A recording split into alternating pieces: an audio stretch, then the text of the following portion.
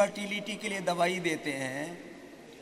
अब एलोपैथी में इनफर्टिलिटी के लिए कोई दवाई नहीं है, वो ऑपरेशन और सर्जरी करा करके और आर्टिफिशियल तरीके से बच्चे पैदा करते हैं, जो परखनली में पैदा करते हैं, टेस्ट ट्यूब भी पैदा करते हैं, कृत्रिम गर्भाधान करते हैं, सैरोगेट मदर के माध्यम से बच्चे औलादें तुम्हारे शरीर के अंश किसी दूसरे माँ की कोख में डालते हैं। देखो कितना बेहुदा काम है। अब ठीक है, साइंस की प्रगति को मैं तिरस्कार नहीं कर रहा हूँ, लेकिन सब चीज़ों में बच्चे भी पैदा करने, अरे अब तो पहले तो जो कैपेबल नहीं होते थे वो पैदा करते थे। जरा गौर से सुनना, जिनके यूट्रस में, ओवरी में, टेस्टिकल्स में किसी भी प्रकार की प्रॉब्लम आ जाए, किसी के यौनांगों में या उनके भीतर कोई दिक्कत हो, तो उसमें ये कृत्रिम गर्भाधान और कृत्रिम संतान पैदा करते थे। कृत्रिम रूप से गर्भाधान, कृत्रिम संतान, सुनने में थोड़ा आपको अजूबा लग रहा होगा। पहले तो जो कैपेबल नहीं होते थे वो कर रहे थे। आजकल तो बेटियां कहती हैं माँ बनने के बाद 9 महीने कौन उस गर्भ को ढोए, और माँ बनने के बाद शरीर ढीला पड़ जाता है, मेरी ब्यूटी कम हो जाती है, तो मैं तो सैरोगेट मदर ही बनूंगी। मैं तो 1 लाख 2 लाख 5 लाख रुपए में सैरोगेट मदर तैयार हो जाती, जो बेचारी गरीब महिलाएं हैं। अब देखो, जो गरीब महिलाएं हैं वो 1 लाख रुपए से लेकर के 5 लाख रुपए में अपनी कोख उधार दे देती हैं, और बिना सेक्सुअल रिलेशनशिप के उनके इंजेक्ट करके उनकी कोख में स्पर्म ओवम डाल दिए जाते हैं और मां बन जाती हैं, और फिर वो आपका बच्चा पैदा करके आपको दे देती है। ये साइंस है, ये तो शोषण है, ये सामंतवादी व्यवस्था है कि मुझे अपनी ब्यूटी को कम नहीं होने देना, मुझे अपनी ब्यूटी को कम नहीं होने देना। माँ बनूंगी, 9 महीने कौन कष्ट झेलेगा, फिर उसके बाद में बच्चे को पालने में, और यदि सिर्जन करवाना पड़ा तो उससे मेरे अंदर के ऑर्गन्स पर असर आएगा।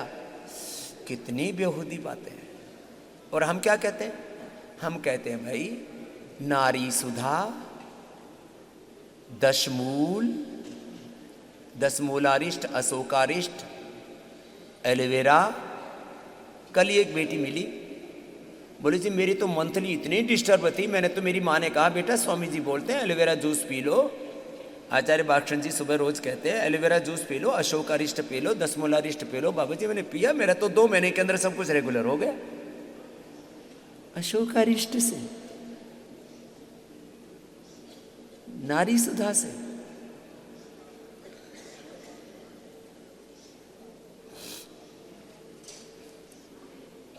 संतति सुधा, जिनके ओवम ठीक से बनता ही नहीं था, बनता था तो बच्चा पैदा करने में कैपेबल नहीं था वो।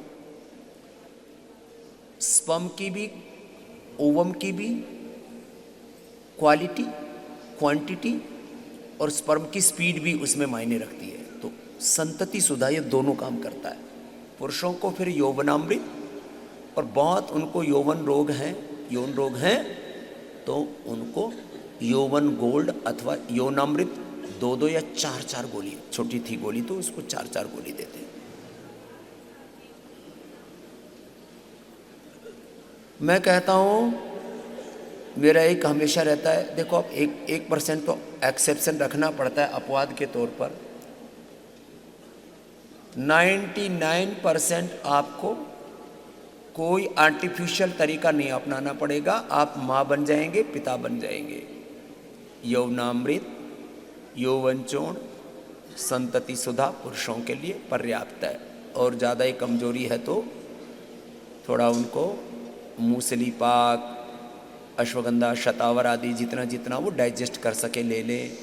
और लेडीज़ के लिए तो पहले हम शिवलिंगी पुत्र जीवक देते थे अलग अलग, अब उसी की ही संतति सुधा बना दी, और वो दोनों के लिए बेनिफिशियल है।